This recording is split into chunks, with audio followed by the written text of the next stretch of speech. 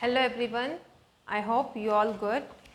Let's start the chapter. हमने last video में क्या किया था, हमने सारे परक्विजिट्स कर लिए थे, फिर मैंने आपको उसका क्वेश्चन भी कराया था और हमने प्रोविडेंट फंड वाला किया था कि कितने टाइप्स के हमारे प्रोविडेंट फंड होते हैं। आप एक चीज़ याद रखना, जो मैंने आपको अनरिकॉग्नाइज्ड प्रोविडेंट फंड का कराया था ना, अनरिकॉग्नाइज्ड प्रोविडेंट फंड, वहाँ पे हमारा जो मैंने बताया था कि एम्प्लॉयर का शेयर टैक्सेबल होता है, बट ये टैक्सेबल कब होता है, ये at the time of retirement taxable होता है। और जो हमने किया था कि at the time interest of employ share, वो भी at the time of retirement taxable होता है, बाकी सब एग्जम्प्ट होता है। अगर ड्यूरिंग द ईयर हमने कुछ उसमें कंट्रीब्यूट किया है, चाहे एम्प्लॉयर ने चाहे एम्प्लॉय ने, वो एग्जम्प्ट रहेगा, but at the time of retirement जो एम्प्लॉयर का कंट्रीब्यूशन उसे मिलेगा वो टैक्सेबल हो जाएगा अंडर द हेड सैलरी। तो हम जो क्वेश्चन कर रहे थे ना, मैंने आपको एक प्रोविडेंट फंड वाला क्वेश्चन कराया था। ये क्वेश्चन था क्वेश्चन नंबर 13, जिसमें रिकॉग्नाइज्ड प्रोविडेंट फंड हमारा हो गया था। फिर हम कर रहे थे अनरिकॉग्नाइज्ड प्रोविडेंट के फंड के केस में कैसे करेंगे ये क्वेश्चन नंबर 13।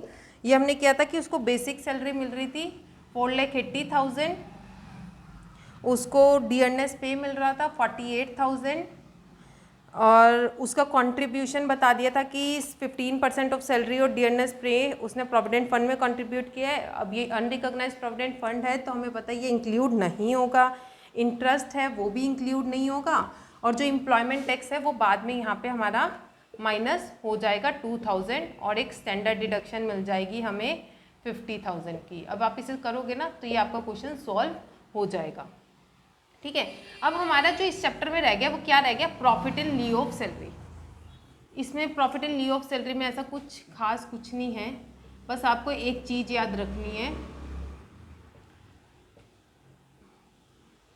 इसमें क्या है, अगर एम्प्लॉय को कोई कंपनसेशन मिल रही है, कंपनसेशन मतलब कि उसकी सैलरी कम कर दी एम्प्लॉयर ने, कि कंपनी की पोजीशन अच्छी नहीं चल रही, तो उसको जो भी कंपनसेशन मिल रहा है, ठीक है, तो वो क्या हो जाएगा हमारा टैक्सेबल। कंपनसेशन क्यों मिल रहा है, क्योंकि उसका कुछ ना कुछ नुकसान हो रहा है जिस वजह से एम्प्लॉयर उसको कंपनसेट कर रहा है। या अगर कोई पर्सनल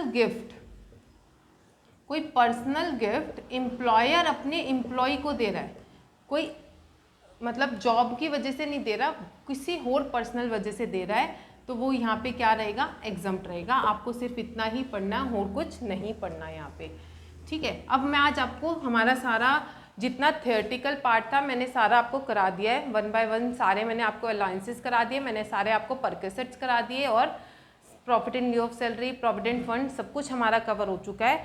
अब मैं आपको क्वेश्चंस कराने स्टार्ट कराती हूँ। क्वेश्चन नंबर 14 तक हमारे हो गए, आपने कर लिए होंगे, मुझे पता है कि आपने 14 तक क्वेश्चन कर लिए होंगे। अगर किसी का नहीं हुआ तो आप मुझसे पूछ सकते हैं।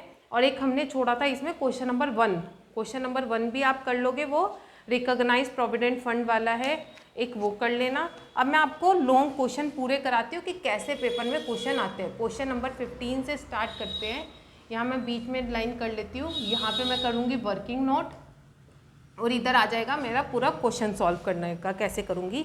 अब देखो, mister X an employ with a furniture dealer submit the following particular of his income for the assessment year 2021-22 and you are required to compute his gross income from salary, हमें उसकी निकालनी है। उसने बोला कि बेसिक सैलरी, उसकी basic salary है 12,000 per month. पहले पूरा क्वेश्चन पढ़ते हैं ये वाला ना। 12,000 पर मंथ, डीएनएस अलाउंस है 1,000 पर month which is taken into account for retirement benefit, RFA मिल रहा है और जिसमें कि मुंबई में है, और rent is paid by employer, मतलब एम्प्लॉयर ने भी उसको रेंट पे लिया हुआ है, तो रेंट जो एम्प्लॉयर इतना पे कर रहा है, ठीक है। ऑन 1 सितंबर 2020, इसी साल में 1 सितंबर को क्या हुआ, his employer requested him to revise terms of employment, उसकी एम्प्लॉयमेंट के टर्म्स को उन्होंने क्या किया, रिवाइज कर दिया, due to bad financial position of the company. Company की फाइनेंशियल पोजीशन सही नहीं थी, जिस वजह से उसकी टर्म्स ऑफ एम्प्लॉयमेंट को रिवाइज कर दिया गया। रिवाइज टर्म्स वर क्या थी, कि बेसिक सैलरी उसकी 10,000 पर मंथ कर दी, जो ऊपर 12,000 थी वो नीचे फिर क्या हो गई 10,000 पर मंथ, मतलब 12 से 10,000 कर दिया, कम कर दी उसकी सैलरी। डियरनेस अलाउंस उसे मिल रहा था 1,000 पर मंथ, वो भी कितना कर दिया 700 पर मंथ, और उसे कोई एकोमोडेशन भी नहीं मिली। तो उसका मतलब जो एकोमोडेशन मिली है वो सितंबर तक मिली है, उसके बाद एकोमोडेशन नहीं मिली। For this revision in his term his employer paid him a lump sum of 20,000। ये रिवीजन करने का उसको लमसम मिल गया 20,000, यानी कि कंपनसेशन मिल गया 20,000 का, जो अभी हमने पढ़ा था profit in lieu of salary में। His employer also sold him on 1 June old furniture, उसको बेच दिया 3,000 का, जिसकी कॉस्ट दे दी, और एज्यूम करना है कि सैलरी जो ड्यू हो रही है last day of the month हो रही है। लास्ट डे ऑफ मंथ मतलब 31 मार्च तक, मतलब पूरे साल की सैलरी आ जाएगी। अगर first day of the month include होती है तो हम सिर्फ 11 मंथ की सैलरी लेते हैं। वो आगे क्वेश्चन आएगा, समझ जाओगे आप।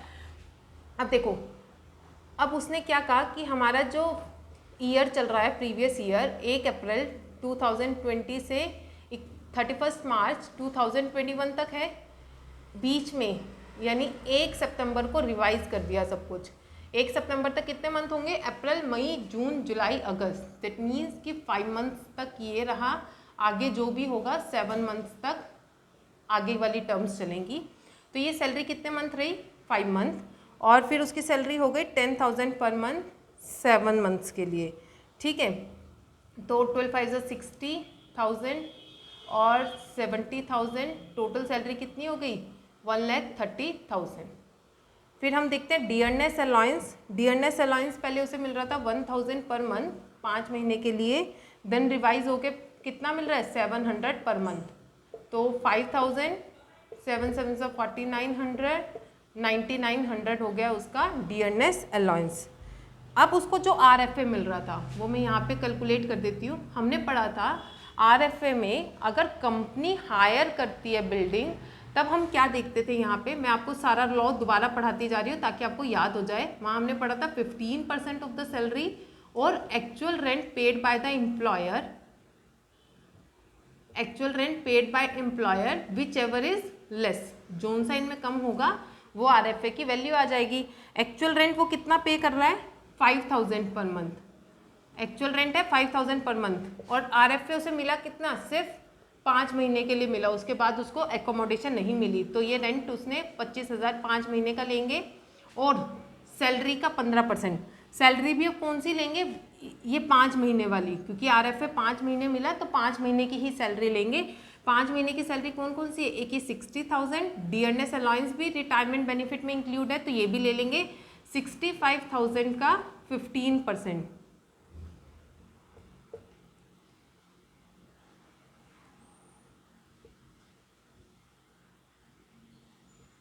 ये आ गया 9750, विच एवर इज लेस 9750। तो RFA की वैल्यू मेरी क्या आ गई 9750। मैंने लिख दिया 1 कि मेरा वर्किंग नोट 1 में मुझे पता चल जाएगा। अब ये हो गया। कंपनसेशन मिल रहा है 20,000, ये भी फुली टैक्सेबल होता है। कंपनसेशन 20,000 हो गया, ठीक है। उसके एम्प्लॉयर ने और क्या दिया उसको, आगे फर्नीचर दिया। हमने पढ़ा था ना कि ट्रांसफ़र ऑफ फर्नीचर, अगर ट्रांसफ़र ऑफ एसेट, एसेट में हमने रेट पढ़े थे 50%, 15 और ये 10%। अब यहाँ पे देखो क्या है, ये अदर एसेट में आ गया, ना ये कंप्यूटर है ना कार है, तो ये अदर एसेट में आ गया furniture. Cost of the furniture है हमारे पास 10,000, जो कि परचेज़ किया था 1/4/2018 में। अब चल रहा है 2020-21, जो प्रीवियस ईयर की बात चल रही है, 20-21 में उसको दिया है, ट्रांसफ़र किया है। तो कितने साल यूज़ किया है 18-19 19-20, 2 साल उसने फर्नीचर को यूज़ किया है। हमें फुल कंप्लीटेड ईयर लेने होते हैं, ये नहीं कि हम 20-21 में कि जैसे इसने यहाँ पे लिख दिया कि 1/6 को ट्रांसफ़र किया है, तो हम मंथ्स का कैलकुलेट नहीं करेंगे, हमें कंप्लीटेड ईयर लेने होते हैं। कंप्लीटेड ईयर मतलब पूरा साल जो यूज़ हुआ है। अगर कुछ part of the month use हुआ है वो हम इग्नोर कर देंगे, हमें सिर्फ पूरा साल लेने हैं। पूरे साल सिर्फ 2 साल हुए हैं, 18-19 और 19-20। हमें पता है यहाँ पे डेप्रिसिएशन कितना लगता है 10% स्ट्रेट लाइन मेथड से, मतलब ओरिजिनल कॉस्ट पे लगता है। 10% 1,000 तो 1 साल का आ जाएगा, और 2 साल का 2,000। तो कितनी वैल्यू आ गई फर्नीचर की, जो उसको मिला 8,000। और एम्प्लॉयर ने उससे कितना चार्ज कर रहा है 3000, एम्प्लॉय कितना पेड कर रहा है 3000, तो कितना उसको बेनिफिट हुआ, दैट मीन्स कि 5000 का उसको अल्टीमेट बेनिफिट हो गया फर्नीचर का 5000, ये लिख देते हैं सेकेंड, ये हमारा हो गया सेकेंड 5000। अब हम इसका टोटल करेंगे तो ये आ जाएगी हमारी ग्रोस सैलरी। अगर नेट सैलरी पूछता टैक्सेबल सैलरी तो 50,000 माइनस हो जाएगा, ग्रोस सैलरी में नहीं होगा। लो मैं प्लस करती हूँ,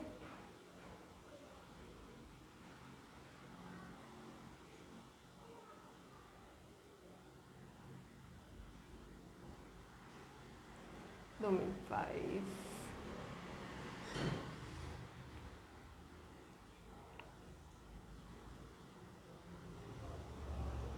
ये आ गया 174650। आई होप आपको ये क्वेश्चन समझ आ गया होगा कि हमें 1 बाय 1 जो भी कैलकुलेशन वाले हैं उनको ऐसे वर्किंग नोट में करके दिखाना है। आप ना, आपको लग रहा होगा इस चैप्टर में इतने सारे रूल्स थे, अब इतना सब कुछ कैसे याद होगा। जैसे जैसे आप क्वेश्चन करोगे ना, क्वेश्चन में आपको सारे पॉइंट्स कवर हो जाएंगे, तो वो आपको याद होते चले जाएंगे। आप उन्हें 2 बार बोलना कि RFA का ये करना है, इसका ये करना है, तो आपको वो याद होते चले जाएंगे। अब नेक्स्ट करते हैं क्वेश्चन नंबर 16। क्वेश्चन 16 में क्या है, mister X has furnished the following details with regard to his salary income for the year ended 31 March 2021। अब उसने हमें क्या क्या बताया, उसको सैलरी मिल रही है 12,000 पर मंथ, तो 12 महीने की 1,44,000 सैलरी हो गई। बोनस मिल रहा है 6 मंथ सैलरी, जितनी उसकी मतलब सैलरी है उस 6 मंथ के हिसाब से 72,000 हो गया। ट्रेवलिंग अलाउंस मिल रहा है फॉर अ टूर के लिए जो भी अलाउंस मिलता है ट्रैवलिंग का वो एग्जम्प्ट होता है, वो क्योंकि ऑफिस पर्पस के लिए माना जाता है, तो ये हमारा क्या हो जाएगा एग्जम्प्ट। फिर उसको एंटरटेनमेंट अलाउंस मिल रहा है। अब यहाँ पे देखो, यहाँ कहीं नहीं लिखा कि वो गवर्नमेंट एम्प्लॉय है, तो प्राइवेट एम्प्लॉय में कुछ भी एग्जाम नहीं होता, पूरा का पूरा क्या हो जाएगा टैक्सेबल हो जाएगा एंटरटेनमेंट अलाउंस। कमीशन उसको कितनी मिल रही है, कमीशन मिल रही है 4 मंथ पे है 12,000 और इस इंटू में 4 48,000 की। He is provided with rent free furnished quarter मिल रहा है। अब उसको चलो इसकी वैल्यू देख लेते हैं, रेंट फ्री फर्निश्ड क्वार्टर की, जिसकी पॉपुलेशन की सिटी है पॉपुलेशन है 15 लाख, ऐसी सिटी में मिल रहा है जहाँ पे पॉपुलेशन है 15 लाख, जिसकी वैल्यू 3,000 पर मंथ है। हमें उस वैल्यू का कुछ नहीं लेना होता, पॉपुलेशन 10 से 15 लाख के बीच में है, तो हमें क्या करना है यहाँ पे 10% ऑफ द सैलरी कर देंगे। और फर्नीचर फिटिंग फर्नीचर वगैरह मिल रहा है जिसकी कॉस्ट है 10,000। अब देखो यहाँ पे 10% 7.5% 10% था ना सैलरी का। अब सैलरी में क्या क्या लेंगे हम, यहाँ पे लेंगे सैलरी में बेसिक सैलरी ले लेंगे 1,44,000 RFA कैलकुलेट करते हुए, बोनस ले लेंगे 72,000, ट्रैवलिंग अलाउंस तो एग्जम्प्ट हो गया, सारे अलाउंसेस लेते हैं मतलब एंटरटेनमेंट अलाउंस ले लेंगे, कमीशन ले लेंगे। अब इसका आप इसको प्लस करो,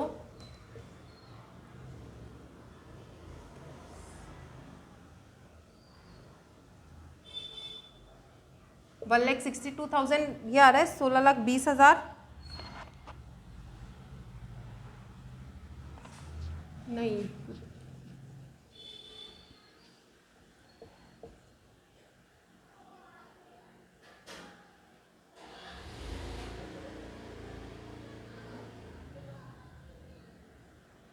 ये आ रहा है 2,70,000।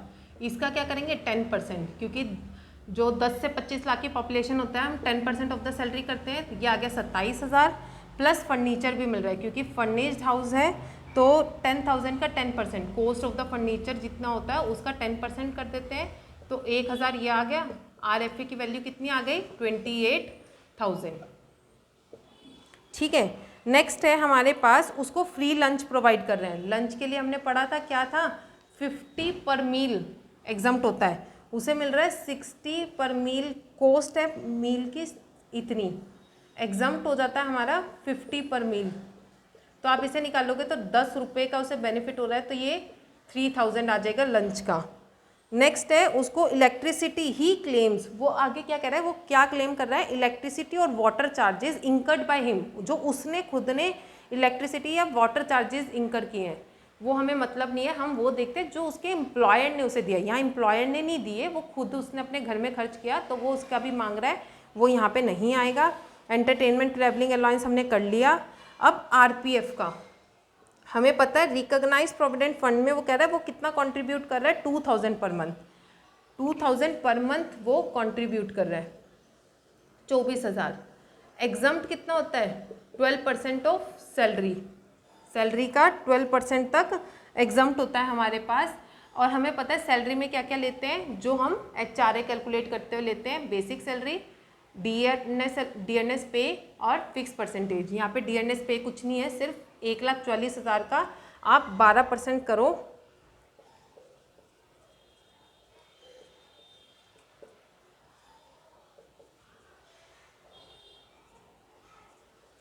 ये आ जाएगा 17,280, इतना एग्जम्प्ट हो जाएगा। माइनस कर देते हैं,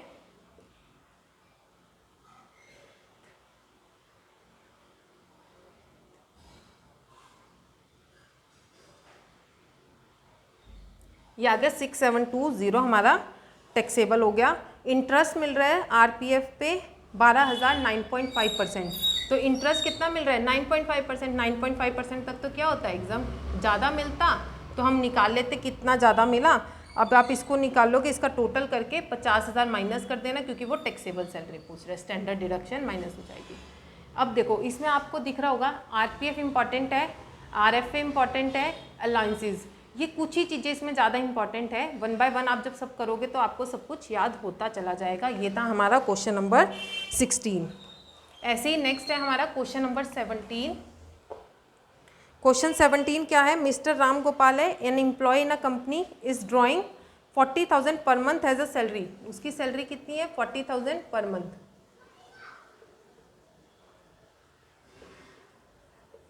और आगे बोल रहे हैं कि प्लस 10% डीएनएस पे मिल रहा है, 10% इसका 48,000। He is getting entertainment allowance fully taxable, क्योंकि वो गवर्नमेंट एम्प्लॉय नहीं है, 12,000। ही हैज़ स्पेंट, उसने 5,000 एंटरटेनमेंट एम्प्लॉय के एंटरटेनमेंट में खर्च कर दिया, हमें उससे कोई मतलब नहीं है यहाँ पे। ही इज़ प्रोवाइडेड आरएफए मिल रहा है, अनफर्निश्ड हाउस, कहाँ पे मिल रहा है, इलाहाबाद में, जिसकी फेयर रेंटल वैल्यू इतनी है। फेयर रेंटल वैल्यू का हमें कुछ नहीं करना, इलाहाबाद सिटी में है तो वहाँ पे 15% ऑफ सैलरी हो जाएगा, क्योंकि वहाँ पॉपुलेशन 25 लाख से ज़्यादा है। सैलरी में आप क्या क्या ले लोगे, दिस दिस दिस, इन सबको प्लस करके